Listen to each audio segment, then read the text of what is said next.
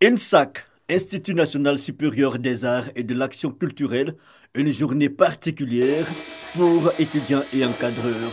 L'Institut a grand besoin de faire peau d'œuvre et justement, ces jours de pose de première pierre. Initialement construit pour accueillir environ 500 étudiants, l'INSAC compte aujourd'hui une population de 5 996 étudiants, 467 enseignants et 162 membres du personnel administratif et technique.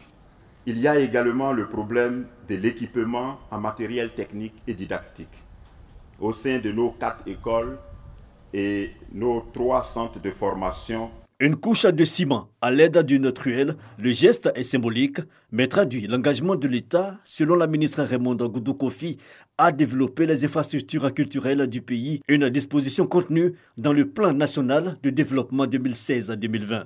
Et il est de bonne loi, bien entendu, de permettre aux étudiants de travailler dans les meilleures conditions.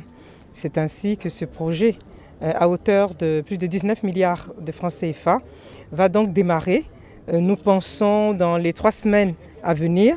Un programme d'extension et de réhabilitation qui sera exécuté par la Côte d'Ivoire et des partenaires extérieurs et qui concerne tout l'environnement culturel en termes d'infrastructures. Le premier pas que nous faisons, ce qui concerne les instituts d'éducation, il y a le Léa qui est en cours déjà à Yamoussoukro, il y en a un autre qui est prévu à Odiéné et un autre à San Pedro. On réhabilite les bâtiments qui existent déjà et on équipe les nouveaux bâtiments qui ont fait l'objet d'extensions. Dans ces bâtiments, selon les classes, ce sera peut-être des bancs, ce seront peut-être des équipements antiques et autres, mais je pense que c'est un projet qui est très intéressant, c'est que ça va permettre d'avoir plus d'étudiants à hauteur de 8000 étudiants alors que nous sommes à peu près à 5900.